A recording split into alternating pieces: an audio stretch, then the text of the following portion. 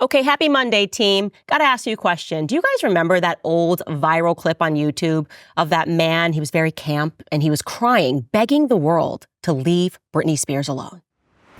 Leave Britney alone! Please. Okay, well, that is basically me right now. That's how I'm feeling about Justin Timberlake. I'm just like, leave Justin Timberlake alone, please. I don't know if it's just me getting soft in my later years, but having read all of these articles about his DUI, I'm just asking, when did everyone agree to start hating JT? Just gotta leave that man alone. Also, apparently I've made a former New York Times writer very upset, Bari Weiss. She has written a newsletter about me for the crime of me questioning the World War II narrative. But before we get into that, we have to talk about Chrissy Teigen, Don't Kill Me. But she just loves the concept of children and teenagers and death. And she has said something so wild on her Instagram that we absolutely have to pause everything and talk about it. All that coming up on Candace.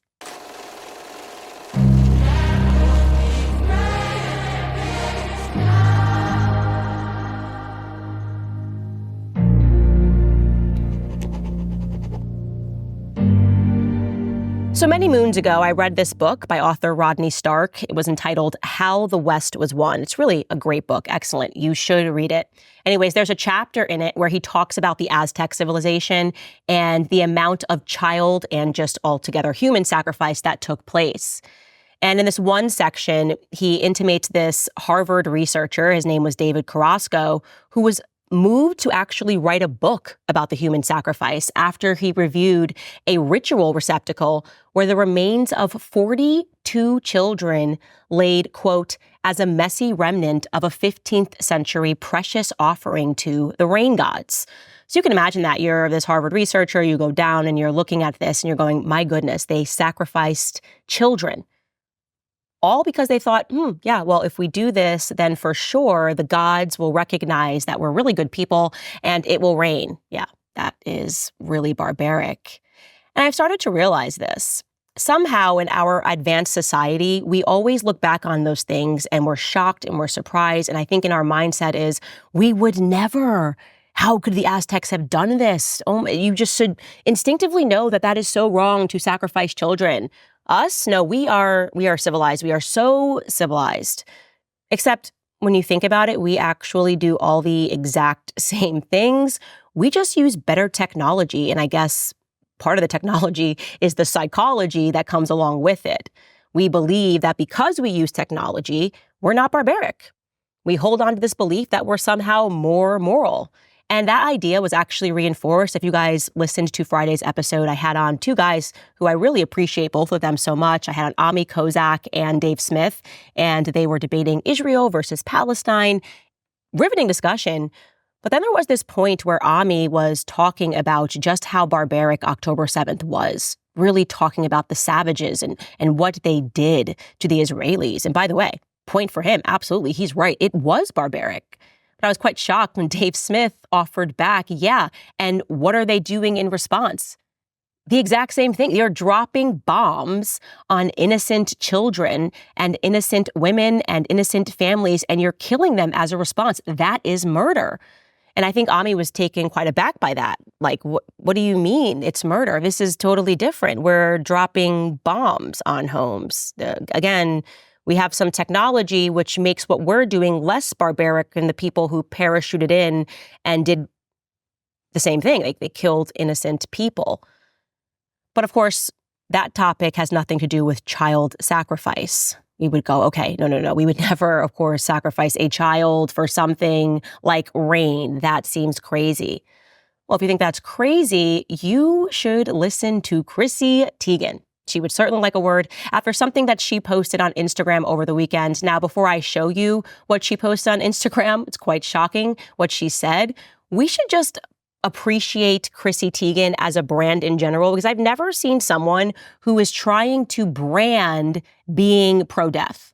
That's what she's done, really. If you look at her career, if you look at really the collapse of her career, the hashtag that I started, Surviving Chrissy Teigen, when I realized this remarkable thread, Chrissy Teigen likes the concept of children and teenagers dying. This is why she notoriously was telling young women, teenagers at the time, to kill themselves.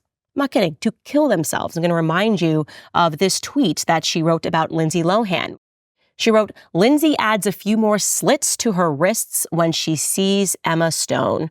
Oh, how sweet. Totally normal for a full adult married woman to be writing that about Lindsay Lohan. But that wasn't it. It got worse, of course, on the topic of Courtney Stodden, who was another celebrity who got married when she was 15, and then she sort of had a reality TV show. Well, she wrote this to Courtney Stodden because apparently she liked to watch the TV show. "My Friday fantasy at Courtney Stodden, you, a dirt nap. Baby."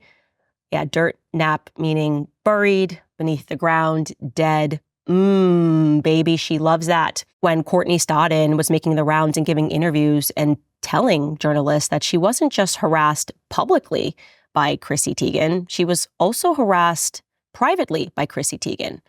She said, quote, "She wouldn't just publicly tweet about wanting me to take a dirt nap, but would privately DM me and tell me to kill myself. Things like, quote, 'I can't wait for you to die.'" I cannot tell you how extraordinary that is. Just thinking about a grown adult married woman feeling inspired to jump into the DMs of a teenager and encourage them to kill themselves. Of course, what if she had done it? What if Courtney Stodden had killed herself? What if Lindsay Lohan had slit her wrists? What if Bristow Palin, who was also bullied by Chrissy Teigen and spoke out about it, and she wasn't the only one. It was also Farrah Abraham who spoke out. What if any of these women felt compelled to harm themselves or to kill themselves because of the words of a A-list celebrity, which she was at the time, married to John Legend? Yeah, that's pretty dark and pretty grim. But anyways, Chrissy Teigen kind of left the public conscience. Actually, people got it right and condemned her when they started recognizing this trend that I had exposed. Well, guys, hold on to your horses because she ain't done yet. If you're wondering what moves Chrissy Teigen to tears, well, it's the concept of dead babies. Take a listen to what she posted onto her personal Instagram page. Hearing stories from your clinic, hearing that so many women come in there, and it's not a place of sadness all the time. It's not a place where people are feeling at their darkest points or anything like the world wants you to think. Some people go in there with so much hope and so much excitement because they know that they have a future. And so to see that so many people out there and the stories that you shared at your clinic of people having so much hope and positivity and a new outlook on life, it doesn't have to be this place of darkness and scary. And the level of comfort I felt just being at your clinic was so incredible. But I started crying once I saw this beautiful mural of butterflies above the operating suite. And I took one look at it and my eyes filled with tears, and I looked over at Dr. Zoe and she looked me in the eye and she said, "You could have had butterflies." I'm just so disturbed. Please tell me. I know that there are plenty of people who follow me, young women who follow me, and you're not fully on the Candace train. You find this conversations that I start at least to be interesting, and maybe you are still pro-choice. But please tell me that you recognize how dark and disturbing that is. A woman brought to tears about the concept of an abortion clinic, looking up in a mural, moved to tears, going, oh, okay, at least when these women are being, quote unquote, operated on, what she means is that when these children, quite barbarically, are ripped out of their mother's wombs and literally torn limb from limb, they are poisoned. At least there's a butterfly mural that you can look up above. Because art makes people happy. She's moved to tears talking about words like hope. Do these women feel hope? These women should feel inspired. These women should feel excited walking into this clinic. Yeah, these are not adjectives or nouns, even when I was pro-choice, that I would have used to describe the process of abortion. You know, I've been actually very kind on the issue because I recognize why I was pro-choice. I was heavily propagandized in the classroom to believe that it was a clump of cells. I was heavily propagandized in the classroom to believe that the sacrifice, because that's what it is, would be worth it, because think about how unfortunate that child's life would be if you had a child when you were 18 or 19. And I watched my friends get abortions with those exact same perspective, and I know that those women are not pro-death. even though they were misled. And I think that the pro-life lobby just has to do a better job at recognizing that these people are not evil. When I look at Chrissy Teigen, a woman who has chosen to have IVF to have one of her children just because she wanted a surplus. It wasn't like she didn't already have her kids, but she wanted to have a fourth child, and she decided to go through the process of surrogacy and IVF. When I look at her being moved to tears over a mural, over the concept of a woman walking in to end a baby's life, I think that is an evil. I think this woman is so disturbed. I hope she finds God. I don't think she will, because I recognize that she is a part of a satanic system. And I am not using that word lightly. I am being serious when I say that Hollywood is attempting to glamorize child sacrifice. What she is trying to do is glamorize what the Aztecs did. That's it. That's the truth. She's glamorizing death. And no, she's not saying that at the end of this, it's going to rain. Right? If you kill your kids and you look up, maybe the clouds will cover the sky and suddenly rain will come down. Or the Aztecs also did it to build a temple, right? To sacrifice children so that they could build a temple as an offering to the god. No, she is saying that if you kill your kid, think about the hope of your career. So they're promising you. You're going to sacrifice, and then you're going to have more money, and you're going to have more financial success. Look at us. Look at me. Look at me, a Hollywood star. You don't have to believe in God because Hollywood is your God. We are the gods, the A-listers. Shockingly, John Legend jumped into the comment section when she posted this clip. Well, she just unironically posted this clip after knowing that her brand is child and teenage death. And he said, "I'm so proud of you." Yeah, he's just so proud of her. Wouldn't you just want this person to be the mother of your children? Someone moved to tears by the idea of dead children. They are wonderful. They are excellent. Let me tell you guys something. You better wake up to what is happening in Hollywood, because every way in which they are leading our children, our teenagers, and our society, it is toward demonism. There's just no question. I believe that she is possessed by a demon. I think Chrissy Teigen needs an exorcist ASAP. And I am not saying that lightly. Like, for real, call a priest and get an exorcism for Chrissy Teigen, because that right there is not normal. And that's all I'm going to say on that topic. But I will tell you something. If you are concerned about this concept of demonism, if you are recognizing that what we are actually fighting on earth is a spiritual battle, then I need to tell you that you should be downloading Hallow. I'm excited for the summer because I'm able to stay consistent in my prayer routine, and the Hallow app makes that easy. It's my favorite prayer app. It's also the #1 Catholic app in the world, and an amazing app for any Christian that's looking to dive deeper into their prayer life. Hallow has thousands of prayers, meditations, and music, including new contemplative and contemporary Christian radio that I can listen to anywhere, anytime. This summer, Hallow has a number of powerful prayer challenges and scripture series coming up with biblical scholar Jeff Cavins, Jonathan Rumi from The Chosen, and even Jim Caviezel from The Sound of Freedom, and of course, The Passion of the Christ. So do not lose your prayer habits this summer, or begin your prayer habits this summer. Maintain your peace and deepen your relationship with God on Hallow. Download Hallow for 3 months free at hallow.com/Candace. All right, guys, now it's time to get into some stories. Before we do, I think this is going to be the week that we crossed into 2 million subscribers already. I'm so excited. If you're watching this and you're enjoying the channel, please hit the subscribe button. All right, let's get into this.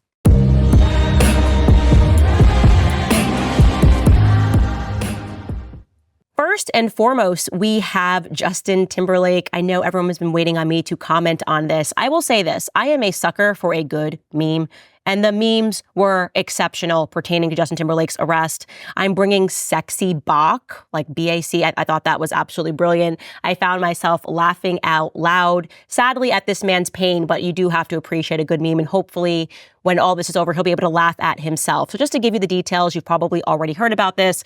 Justin Timberlake was in the Hamptons, as many celebrities tend to do. They're always in the Hamptons in the summertime, and a Sag Harbor police officer picked him up for drunk driving. He basically said that he was swerving, he smelled very strongly of an alcoholic beverage. Justin had said that he had only had one drink. He did not believe that was true. Justin Timberlake also refused to take a breathalyzer 3 times, probably an indication that he perhaps did have more than one drink. It has been reported that he had been partying at the American Hotel. He got into a car and then he blew a stop sign. So yeah, they picked him up they stopped him rather at 12:30 a.m. in the morning. And I think probably the saddest part is the police officer apparently had just left the academy. So he was really young and he had no idea who Justin Timberlake was. And that makes me feel very, very old. And so when Justin Timberlake said to him, "This is going to ruin the tour," well, that guy was like, "What tour? Literally, who are you? You're getting into the back of this cop car right now." And here is his mugshot that has been spread all around the internet. Now, I have been quite surprised with how mean people are being about Justin Timberlake, because I don't know if I've had my head in the sand, but I just don't remember when we all decided that we were going to hate Justin Timberlake. And so I was looking into this. I was like, whoa, when did we all decide that we hated Justin Timberlake? And people were like, well, the Janet Jackson thing. And I would just like to slow that down for a second. He didn't do anything wrong in that situation. I don't know if we're just picking on him because he's a guy, but just to remind you, he was performing with Janet Jackson on stage and they had agreed that he was going to, pull her outfit, but it's pretty heavily implied, by herself made a last minute costume change and decided that it would be fun to just release her own nipple on stage. It's pretty obvious from her statement that Justin wasn't involved in this. This was a statement that she gave regarding Nipplegate. I love that we're seriously saying Nipplegate. She wrote this: "The decision to have a costume reveal at the end of my halftime show performance was made after final rehearsals. MTV was completely unaware of it. It was not my intention that it go as far as it did. I apologize to anyone offended, including the audience, MTV, CBS, and the NFL." So again, after the final rehearsals. So Justin Timberlake would not have had anything to do with her costume being made or her costume being changed. And when you watch the clip, he looks genuinely surprised. So I guess people after years were like, no, he should have stood up and said something on her behalf. And it's like, no, she made a bad decision, her and her costume designer. I understand she's a woman, so we're kind of programmed to be like, oh my God, she's 100% a victim. But it seems pretty clear that he had nothing to do with it, because if he did, I'm certain she would have said something. She would have said, like, me and Justin made a decision and it wasn't the right one to make. He stayed out of it and he said nothing. And then years later, he had to apologize because for no reason, the world just kind of started hating Justin Timberlake. Well, I shouldn't say for no reason. The reason was because Britney Spears dropped her book. I think it was entitled The Woman in Me. And she was just telling people all sorts of facts about her childhood. And then she got to this portion where she talks about the topic of abortion, says that her and Justin Timberlake had an abortion, and he pressured her to get one. Okay. Understandably, people are upset about that. But I do want to give people some perspective here. First and foremost, it is not unusual for 2 teenagers to get pregnant and for them to freak out and to say, let's get an abortion. Because like I spoke about in the monologue, obviously, well, you are being programmed to believe that your whole life is going to be over. We're not talking about 2 average teens either. We're talking about 2 mega pop stars who were dating at the time. A little bit of perspective, she released this book almost 23 years after they had been together. So I know the whole world was so angry at him, but I kind of thought it wasn't really nice for her to do that. I can't imagine if my high school boyfriend, and this would 23 years after the fact, decides to release a book about something that I did in high school, and then the whole world is mad at me, and not realizing that he's now a married father of 2 children, and that's severely going to impact not just his life, his children's life, his wife's life. Maybe he never told his wife that had happened. Who knows? But she was willing to do that because there was all of this sort of like, I don't know, I would say revenge for Britney spirit in the air. It was this free Britney movement. And so suddenly people just wanted to go back and pretend that everyone had done something to her. What he did sucked. Typical for a teenager. Again, they dated when they were 17 to 21 years old. They were kids.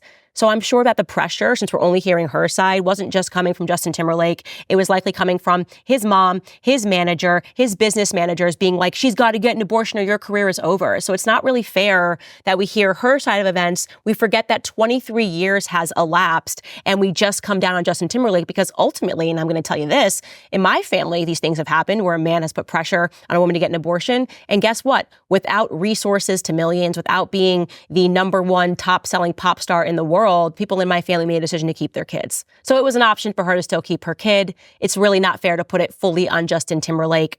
You can be upset with me for having that take, but that's a take that I have. I feel like the world wanted to turn him into a monster on behalf of Britney Spears. And in reality, what happened to her, her conservatorship, and the drugs that were given to her, which I am very sympathetic to. I am Team Britney on that concept, but that had nothing to do with Justin Timberlake. He did something dumb when he was a teenager. Their relationship ended, and he's now over-apologizing for everything that he's ever done 23, 25 years ago, and it's not cool.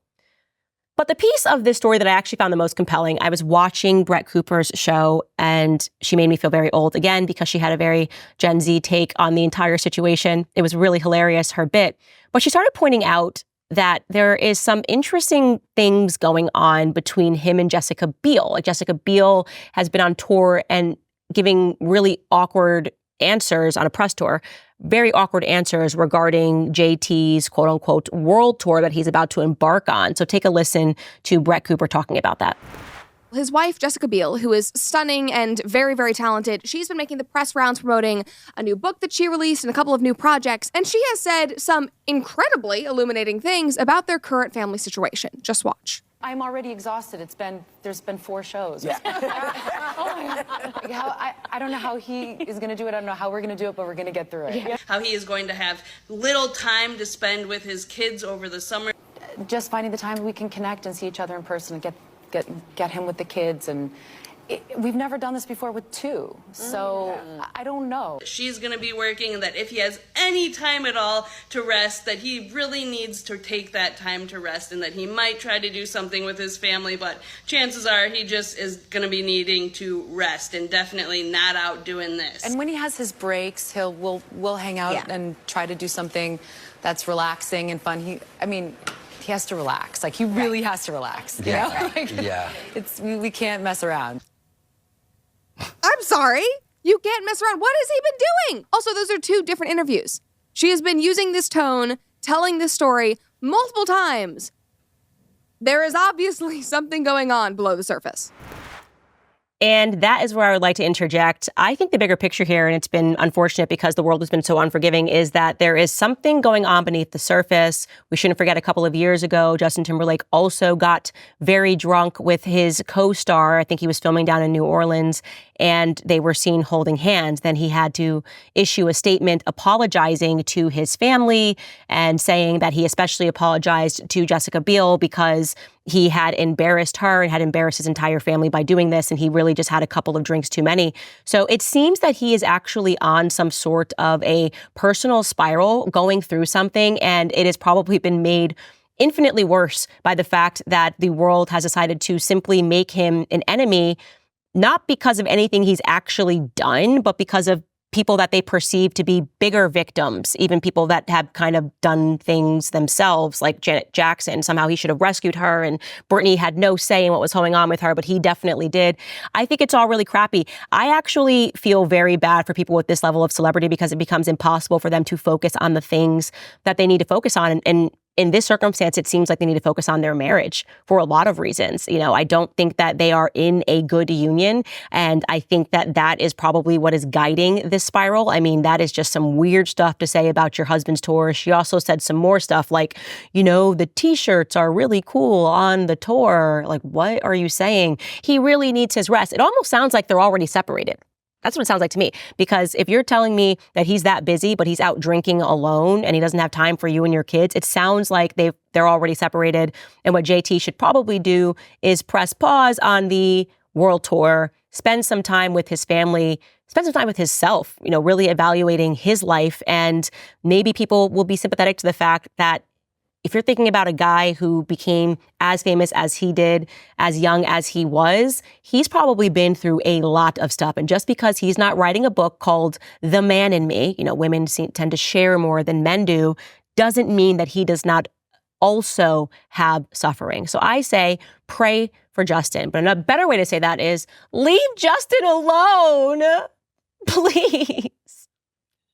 All right, guys. Now, I wish goodness for him. I wish goodness for pretty much everybody but Chrissy Teigen, I think. And I think a great way for people to have goodness is to sign up for Good Ranchers. I just love it. You guys see me posting it on my Instagram. I am a Good Ranchers stan, so I'm going to tell you all about them. We know that the prices right now are up. The quality seems to be down in the stores, and there are more imports than ever that are coming in. Well, Good Ranchers is basically saying no to all of that. If you head to goodranchers.com, you are going to be welcomed into the #1 place to get 100% American meat. For this uniquely American holiday, by the way, we have the 4th of July coming up. You can celebrate the sweet taste of freedom with savory meats conveniently delivered right to your door. That really is the best part. It's so easy. So whether you're hosting a backyard barbecue, a pool party, or a beach bonfire, Good Ranchers has you covered. Just shows up at your door, guys. Come on. In fact, right now, you can save on Good Ranchers meat like never before as well by subscribing to any Good Ranchers box. Plus, you'll get free smoked brats for a year. It's more than just a great deal. It's a chance to celebrate America by supporting American family farms and enjoying the highest quality American meat. All you have to do to claim this offer is go to goodranchers.com and subscribe to any of their custom curated boxes filled with 100% American beef, chicken, pork, or wild-caught seafood. And you can use my promo code Candace at checkout to claim your $100 off and free smoked brats for a whole year. Get free shipping on all of your orders and make this Independence Day one to remember. And if you need another reason to support Good Ranchers, they're not only amazing partners of this show, but they also support the paralyzed veterans of America too. Every order saves American farms and supports American veterans, and it changes the way that you buy meat. Go to goodranchers.com. American meat delivered. All right, guys, moving on. Do you remember Bari Weiss? Much ado was made about this New York Times reporter who was quitting morally. I love these moral quits. I'm morally quitting because I don't recognize this publication. Yet New York Times, immediately for me, any person that's working there is shady. I file them as shady just based on the fact that we know that the New York Times is an arm of the state. And I found the timing to be suspect. All of these people that were popping up pretending to be independent journalists, they just want to tell the truth. And people were like, this woman is so brave. I love her. Yeah, well, Bari Weiss does not love me. I've told you before, she's been celebrating me she had an article ready, honestly. She was celebrating me leaving a Daily Wire because how dare I talk about Emmanuel Macron's husband? How dare you without the authority of the New York Times? And I just wanted to show you guys how dishonest these people are. I mean, I know the mainstream media is over, but it needs to be even more over than ever before because these people are all clowns. Bari Weiss got triggered, and I should say she actually made her wife, Nellie Bowles, write a piece on me that went out as a newsletter because she was so triggered by the idea that I'm questioning World War II narratives. So she's sending it out to everybody who signed up to her newsletter because they really believe that she took a moral stance against the New York Times and their lies. And the first thing she does, of course, is she just lies. I mean, this is what she wrote. This is a piece of it, at least. Quote, Candace Owens comes out against World War II. Candace Owens, a star conservative commentator, now building her own media company, argues that it was a mistake for the U.S. to enter World War II. This is where the new right is at. They believe World War II was a mistake. The Nazis would have been fine controlling Europe, which is none of our business anyways. And when Japan bombed Pearl Harbor, we should have said, thank you. Hawaii always seemed gay to us too. Men wearing necklaces made of flowers. Thanks for bravely saying what no one else will dare to say, Candace. I mean, how hysterical does that even sound? Is that even a newsletter? Who's actually subscribing to that? Who's like, I really feel like reading the emotional rantings of a lesbian couple, because that's what that sounds like to me. And I didn't want to share the whole newsletter because it is Pride Month, and I just feel that she is leaning into every stereotype of a lesbian, and I don't agree with it. I don't agree with what Bari's doing there by pretending that she's completely unhinged and irrational. Of course, we as Americans have a right to question our government, especially when we know that our government has lied to us about virtually everything. Not only have they lied to us about the past, they're lying to us about the present. We are watching them presently lie about virtually everything. You know, they lied about COVID. So yeah, it does actually register to me as something worth questioning whether or not America did become a freer country after World War II, when it doesn't seem that we have. And of course, the stuff that she's making up there about me saying, oh, Pearl Harbor, we should have just let it happen, because that's just her being emotional and crazy. Again, that was written by her very pregnant wife, Nellie Bowles. And at the end of the day, what the establishment wants, and she's a part of this establishment, is never-ending war, right? They are a part of the military-industrial complex. They want your kids to go die to serve their interests. And, you know, Bari is a pro-Israel stan. I actually read online, I'm not sure if it's entirely true, that she's a dual citizen. And so, Bari, I'm totally cool. You're having children. Send your children to go die for Israel. That's cool. Go move to Israel. You and your wife should move to Israel. And you can live in that climate. But trying to convince the rest of us that dying overseas in wars, while we look around and we see that everything in America is on the decline, it's just not cutting it anymore. People appreciate those of us that are willing to stand up and say that these never-ending wars need to stop.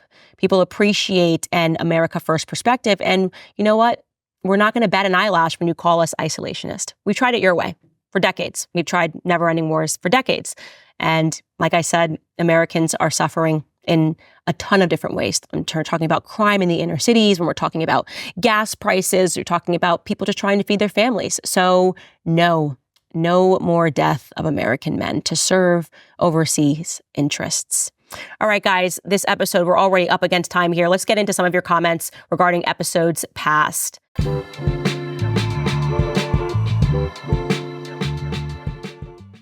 This was my favorite comment, and it actually wasn't under my YouTube channel. I guess Morgan was quite embarrassed by the fact that he couldn't pin me when we had our debate, and he did another video where I wasn't present, and he tried to pretend like, I don't know, we both won in a weird way, and people were just calling him out in the comments, really saying how embarrassing it was that he lost so badly that he had to do a second video to even talk about the debate.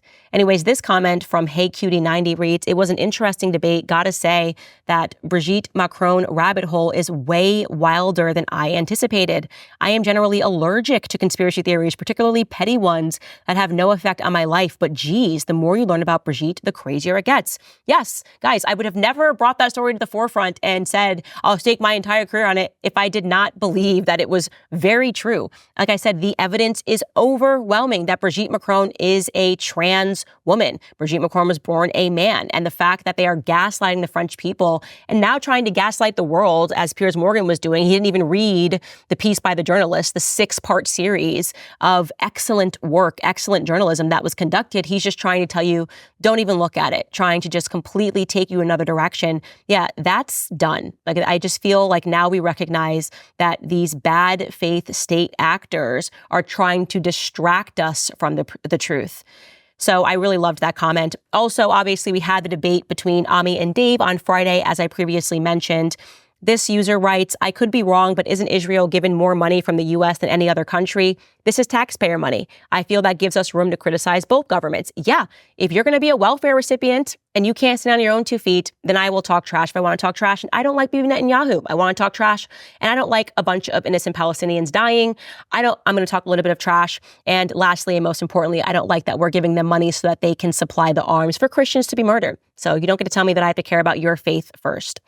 Next, Suada writes, "Palestinians did not choose their oppressor. It happens to be Jewish. Does he think Palestinians would behave differently if their oppressors were Hindus?" That's actually a good point as well. And what she's referring to is the fact that Ami believes that their hatred is inspired by the fact that Jewish people are, like, because they are Jews is why they want to attack them.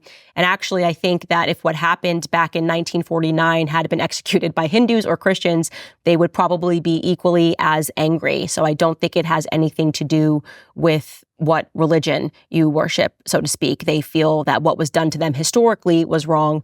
Doesn't matter who did it. Lastly, we have this comment on Manekt. I love that my Manekt is blowing up. You guys are sending me messages and I am sending you back voice messages, and it just feels very personal, so I love it. This person writes, "Hi, Candace. There are not enough words for the story, but you have changed my life. 3 moments that changed everything within the last 2 years. 1, meeting a good man. 2, listening to one entire Candace Owens podcast. And 3, being introduced to RFK's work. I watched 1 episode of your show. I agreed with some. I kept watching. You introduced me to RFK, which helped me open my eyes to the lies of the government. I read his books, suddenly understood your message. The evil lies of Satan have openly taken over. We are a modern-day Sodom and Gomorrah. You helped me have a spiritual awakening. I went from Democrat, liberal, feminist to ultra-conservative. I've always been religious, and it was something I was never able to relate to my liberal friends with, so I suppressed it. You helped me be brave. My soul is happier. I always felt something was missing. Following the word of God was missing. So thank you. Also, I know how you feel already, but RFK is everything you stand for, truth. Give him a chance, please. Thank you." I love that so much for you. As I say to everyone, I'm kind of an acquired taste. I think when people first hear me, they're like, ooh. And I think that's because the media kind of indoctrinates them a little bit first. Like, this girl's so terrible. She's not even supporting Black Lives Matter and she's Black. And then if they actually sit down and watch a full episode of my show, I think they go, oh, wait, that wasn't as bad as I was expecting. And maybe they come back for more. And then eventually I'm in there. And you love me, and I love you guys right back. That's all the time that we have for today. Reminding you, these will be discontinued if we cross 2 million subscribers, which I think we might be on track to do that by the end of this week. So do not forget to join Club Candace. Go to clubcandace.com. Get yourself a Standis cup. And by the way, if you don't want to do that, but you instead wish to just keep supporting the show, the monthly supporters, the annual supporters, it makes all the difference. Please go to locals.com and support. And if you can't, I get it. It's hard financially right now for a lot of people. Just pray for us. Genuinely pray for us, because I believe the prayers are keeping me safe. I'll see you guys tomorrow.